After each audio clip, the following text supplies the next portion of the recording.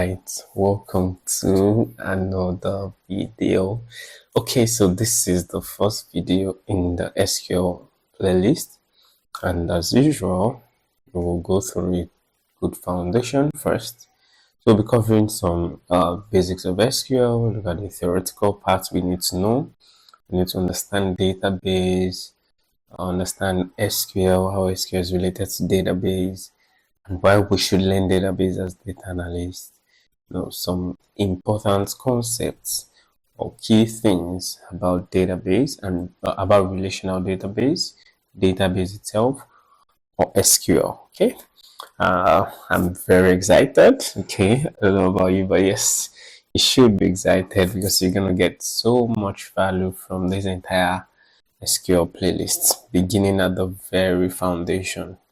Right, so this builds you a solid ground upon which the practicals can sit comfortably on. So delve or dive into it together with me. Yes, as you can see, this is the outline, SQL basics, and we look at it, introduction to SQL. This is what we'll cover. Okay, so I'll just scroll slightly or gently, slowly, whichever one. Why you should learn why data analysts should learn SQL, types of databases, basic concepts in SQL, SQL language categories, the subcategories, the DDL, DML, and all, data type, constraints, relationship, that's the data model, cascading referential integrity, very important, normalization in database, right? Then some basic SQL operation. Then we look at the SQL best practices. Okay, so if you're excited, just leave a comment. If you've learned SQL before, leave a comment in the comment section. If this is your first time learning SQL, also drop a comment because you're about to have an exciting and amazing time with me. All right, let's delve into it. All right. Now, the very first thing, what is SQL? The keyword or the short form SQL, or the abbreviation SQL, means structured query language, right? And it's a standard relational database language specifically designed for managing and manipulating relational databases, of course. Right. Now, it is a database language, not a programming language. For programming languages, we probably can use them to develop something or to build something that can be used. But for database, but for a query language or a database language, they cannot be used, or it cannot be used to develop a software or so, right? And it's just like when you're in a city, or for every door, there's a key, right? For every country, there's a language, right? So for databases, for every relational database, there is a language that it understands. Just one. Now, when dealing with databases, this is something that is widely known by developers. The basic thing you can do with a database is to perform something we call the CRUD operation. That means you should be able to create, for example, user should be able to register, should be able to create a new user, you should be able to find out what is in your database. That means read what is kept in your database. You should be able to update a particular record. For example, let's take to the user example. So let's say a user registers. We should be able to see all the users who have registered. Once we see all the users who are registered, we should be able to say, for example, a user registered with a particular email and they would like to change it, or they forgot their password, they would like to create a new password, which is basically, we don't have to delete the entire record to do that. We just have to update what was there before. That means replace what was there before. with another password or something else, right? And we should be able to delete it, as users should be able to delete their account, right? These are basic things when it comes to database operations. And SQL helps us to perform all of this, right? We can manage this structure as well, and we can also control access to data. Okay, so simply put, all of those in grammar or English, it's just that it's a language that is used to interact with databases. It allows you to store data, retrieve data, update data, and delete data. All right. So simple analogy: if a database is a warehouse, right? SQL is how you access or change or organize what is inside. Simple. So it's used in relational database management systems like MySQL, PostgreSQL, Microsoft SQL Studio, and lots more, right? Now, the next question. Fine. Now I know what SQL is. Why should I learn it? Well, if you're a data analyst, you should really learn SQL. As much as the usage of SQL strongly depends on where you work, the company you work, that means the company organization where you are employed, and the kind of structure they have in there and the kind of tools they use, right? However, there's a core skill that data analysts should have, right? So just glance through the few things we have here. Data extraction helps you retrieve specific data from like data sets quickly and efficiently. That can help you answer data related questions. You also have data transformation. You can clean, organize, and format data. You can filter it, you can group it, you can aggregate it, all to make you ready for analysis. You can handle large data sets. It handles it without stress. Like someone will say, it is Excel on steroids. Okay, right. So Excel can't do much. But SQL can do way higher. Okay, and it's essential for BI tools majorly, data science and BI tools, right? Visualization tools like Tableau and Power BI. They are easily connectable. If there's a word like connectable, or we can easily connect them to those visualization tools. Okay. All right. It is widely used in the industry as well. SQL is used for handling data, making it a core skill for data analyst role. All right. Simply put, this is just a breakdown. Just take a few seconds to glance through. Okay. Let's move on to the next thing. So example. Now look at the sample of a query. What getting you're saying, I want to see the name and the salary from the employees table where the salary is greater than 800,000. Oh, how come I still have all this SQL there? So what does this answer? It answers those who are high earners. That's just what that's it. It's not just writing the query alone, it's to understand what the query is doing, right? So that way we can see the high earners. Depends on the range of the salary anyway. Okay, so types of databases quickly, since we have established the fact that SQL is a database language, right? So database is an organized collection. Let me put it in simple English. It is a structured collection of data, rows and columns. If you're familiar with Excel, you have rows and you have columns. The same thing with databases, right? It's as simple as that. Of course, you still see it practically. We'll use it, we'll write queries, you'll see how it works. Okay, but just keep in mind that it is a structured, it's stored data in a structured way, in rows and in columns. Okay. Now we have two types, not just two only, in all honesty, but basically or fundamentally or foundationally, let's keep things simple and at the barest minimum, just core things you need to know. We have relational databases. We also have NoSQL, which we also call non-relational databases. Okay, and as you can see, relational databases stores data in tables, simple rows and columns in tables, and these are examples of them. While NoSQL stores in key value pair, document formats, different things like that. So more flexible structure, not rigid or fixed like tables. Of course, they're very good.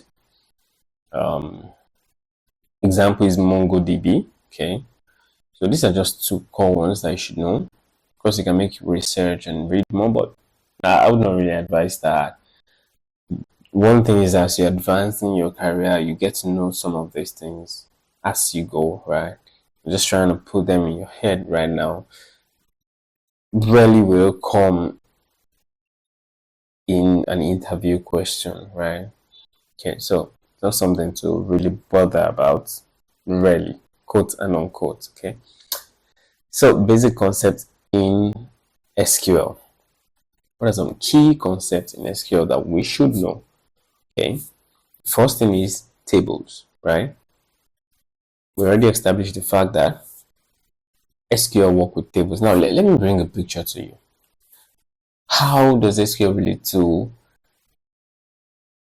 relational database, and how does it concern us as data analysts, and how does it help in the real world? Now think of it this way.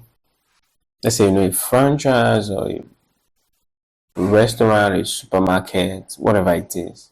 Okay, and of course we have quite a number of people who go in there, make purchases daily, and it is not reasonable to have all the details of a customer and what they bought on a single table, right? Oh, so this person came today, bought this, and they will have what they bought.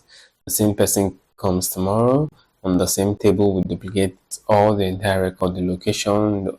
It's just too much redundancy, right? And we don't want that. What about we keep things separate, right? So we can decide to keep things separate, because obviously if we read further, we'll see that it stores data about an entity, just one entity.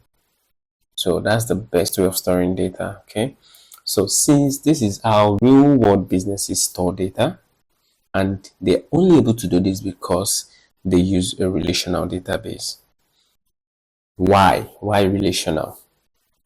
If we have a table that holds the customer data, and we have one that holds the product, and we have one that holds sales. Now, when a customer makes a purchase, we should be able to link it. Since we don't want to duplicate the record, we should have a way to link the customer who bought the customer on the customer table and the purchase on the sales table, so we don't have ghost purchases, right? So it is a relational database that allows us to be able to establish relationships between tables. Relationship singular between tables, right? Hence the use of relational database, and hence the use of SQL. Alright, since that picture is clear, so we have tables. What are key concepts to know? We have tables, right? And they're organized rows and columns, and they store data about one entity: students, teachers, courses, etc. Now we have rows, which could also mean record, right? Horizontal components that represent a single complete entry or set of related data across columns. So let's just take a quick look at this. This is row 1, where we have John 1 and 22, right? So since this is row 1, this is also one person's record. The ID of John is this. The age of John is this. So this is a record, right? And it's also a row. Simple. My fields are vertical ones, right? So this is student ID, an entire column. This is a column. This is another column. This is another column. All right. Now, that being said, what are these sub-languages, or you can call them commands? Then let's just call them the 5 SQL sub-languages, and they're important for us to know. The first one is DDL, and DDL is Data Definition Language. So the first D is data. This is transaction at this point, okay? So data definition language, that's the first D, data and definition language. And what is the purpose? What do? They define and manage the database structure. When we talk about the structure, we're talking about we're creating a database, we're creating a table, we're creating columns. That's still the structure. We have not put in anything in there. Or later, even when we put in some stuffs in there, let's say records, we create users. But then we want to say, for example, a column was titled email address before, but we felt that name is too long. We want to change it to email. So from email address to email, we are still messing. Let me use the word messing first with the structure of the table. But let's say we had 10 columns. We felt like, okay, one of these columns are not necessary. We'll not take it out, right? We are restructuring the table. So anything that has to do with the structure of the table, right? We use DDL. And the three main commands are the create, alter, and drop. I call them CAD. Create to create tables, alter to change something, and drop to remove something, to take something out. And of course, truncate works with the records. All right, that's that about that. Then we have DML, data manipulation language. Now, for data manipulation language, this is how you put in things into your table, actual records now, and you can also change what you've put inside your table, and you can also take it out completely, right? And we have the IUD, the insert, the update, and the delete, okay? And we also have DQL, which is the major one. Now, one thing you understand is when you run any query without this guy, all you will get is either a success message or an error message, okay? You only get a success message or an error message. Good. So whenever you run select, that is when you get results from your database. So please take note of that, very important. And of course it has siblings, but the major command, there's just like in the work area, when you're queried, what do? You respond to the query. So if you want to find out what is going on in our database, in our table, we query the table. We ask questions. We say, show me this, show me that. And that's what the select does for us. And we have DCL, data control language, which is used to manage access and permissions to databases. So that means we can grant access and we can also revoke access. So these are the major commands. And we also have TCL, which is transaction control language, where we can manage transactions to ensure data safety, okay? And the keywords are commit, rollback, and save points. So majorly our focus will be on the first three, okay? Just to keep things simple and basic. All right, now that I've seen the sub languages, let's look at the SQL constraints, okay? Now, what are constraints? Constraints are just from the word constraint, the English word mean you're restricting something, right? Or you're imposing certain rules to be able to achieve something, right? Some certain thing. For example, let's say there's going to be a curfew, nobody should move by 7. You get, could be for security reasons, so that we can achieve that. We impose the rules or restrictions, right? But in this case, in the case of data, there are rules apply to tables to enforce data integrity and consistency, okay? Now, some common SQL constraints include not null. It means that a column cannot be empty.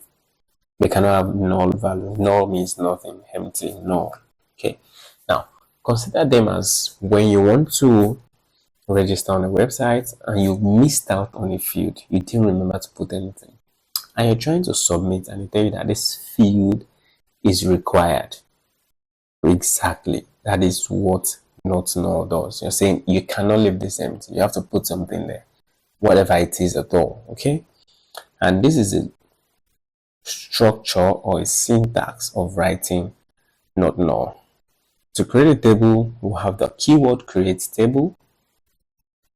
Then we'll have employees or whatever table name you want. So this will be our table name. Then we can have the column name, the data type, and optionally a constraint. Again, the column name, the data type, and optionally a constraint. Okay, so this is how we can use not null. So I was saying ID cannot be empty, name cannot be empty, right? So we don't have someone registered on our account or on our software or on our application without a name, right?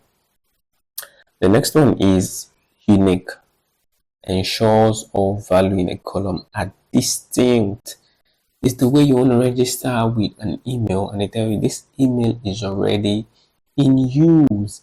That means two people cannot be tied to a single email address. Now think of it this way, that the same account number you have, your account number with which you credited or debited, someone else uses exactly the same account number, the same bank.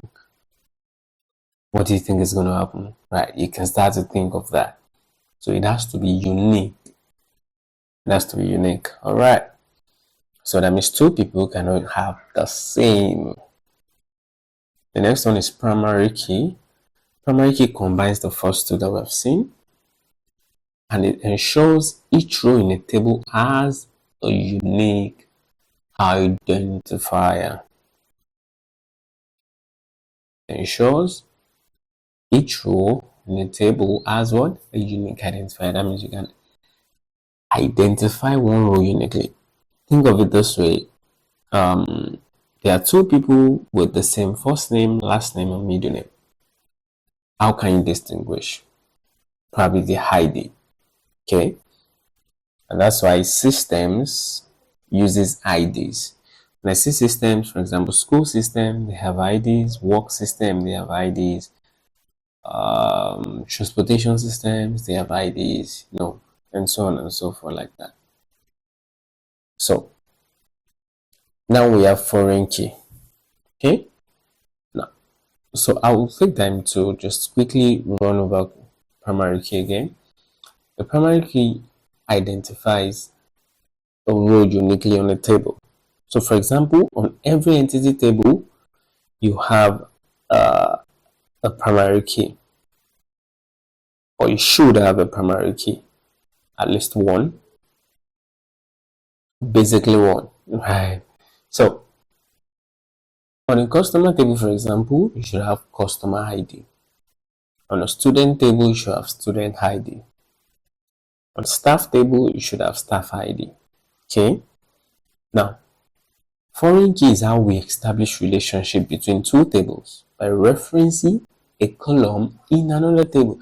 Remember when I started the example of how that businesses use relational database, and this is due to the fact that we can establish relationship between two tables such that when a customer make a purchase, even though the transaction is logged on another table, we can still reference or link or tie the customer to the purchase, right? So it is a foreign key that helps us establish this relationship. And how do we do it? Now for primary key, we just have to add primary key as a constraint. For unique, we just type unique. For not null, we type not null. So for primary key, we type primary key. And for foreign key, we type the column first. So we're saying the customer ID will be an integer. And then of course, okay, I think there's an error right here. So we're supposed to have foreign key, then we'll pass in this. Don't worry, we'll still see it practically. Okay, we'll still see it practically. That was omission in typing. And we should have, okay, the customer ID, then the data type, then we'll say foreign key, then in brackets, we'll pass in this column.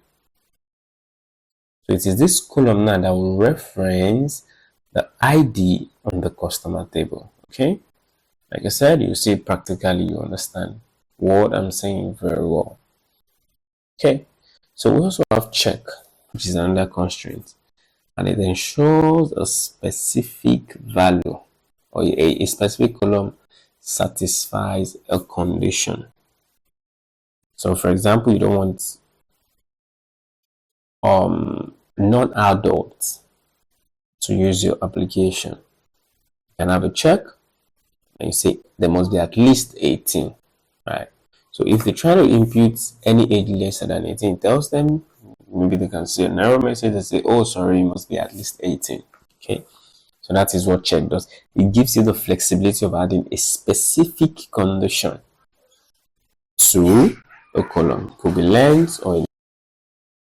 Right, the next one we have is defaults. Okay, and for defaults, you can assign a value if the user or before the user provides one. See, like simple example is just like, say you register on an application and you decide not to provide your name. What would they do? They can create a username for you by default. You just use a 0, 1, 2, then one long string like that. And you might not necessarily like it, okay? But the certain thing, one cool thing is that you can change it later, okay? You can either change it, or another example could be WhatsApp. When you create a WhatsApp account and you don't upload a picture, you get an avatar by default. So those are default value, okay? And this is how you write the query for them. That is how you write the query for them.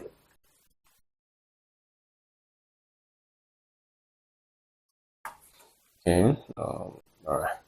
This is how you write the query for them. Just add default and you put the value you want to pass in. All right, now let's understand data models. Since we have understood the sub-languages, you understand constraints, now let's understand data models, that's relationships. We established the fact that primary key and foreign key are used to establish relationship between two tables, right? So what are the kind of relationships that we can have? We have a one-to-one, which means one record related to one record. We have one-to-many, which is the most common one. For example, one customer probably has many others, right? And then we have many-to-many, which is like different students, one student, many courses. So many students, many courses. So you get the idea. Now, a foreign key, the same way you are in a country and you're a citizen, right? But when you're outside that country, you become a foreigner. Okay. So if, for example, customer ID is on customer table, it is a primary key. But if customer ID appears on sales table or transaction table or others table, it is a foreign key. That's the idea. So we can have one-to-one, one-to-many, many-to-many relationships established. Okay. Now, what is cascading referential integrity? This is how we make sure things are updated. There's synchronization across our tables. Okay. So, for example, you have a user who has made some purchases, or maybe it's just an account, maybe a social media account and all of that, and the user decides to delete their account. Now, if the user decides to delete their account and there is a cascading effect on it, everything they have ever done, all the activities will be deleted along with the account. And that's why you notice that whenever you're trying to delete an account, some applications will tell you you will lose all your data, you'll not be able to recover them, we won't, like, everything is gone. It will be as if you're starting from scratch. We don't know you anymore. There's no record of you in the system. However, some will just say, are you sure you want to delete your account? And whenever you try to open the account again with the same email address, you find out that, oh, you still have some details of what you've done before. Some of your activities were kept because there was no cascading, referential integrity. Now let's break the words down. Cascading. In simple English, it sounds like you stacking things, right? Simple English. Reference, from the word referential, reference. Okay, that will be, oh, I'm saying this is this. From this place, I'm pointing to something else, right? I'm pointing to something else. And integrity means, oh, this is true, right? You can trust this. This is true. It's true. You can trust it. What other English can we use for it? I'm not sure. So it's just English anyway. All right.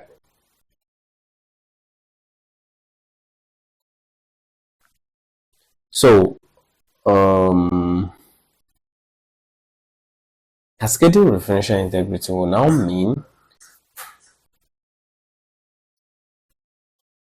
when I update, for example, if a user if a user changes his or her name or their name, it updates across all connected tables.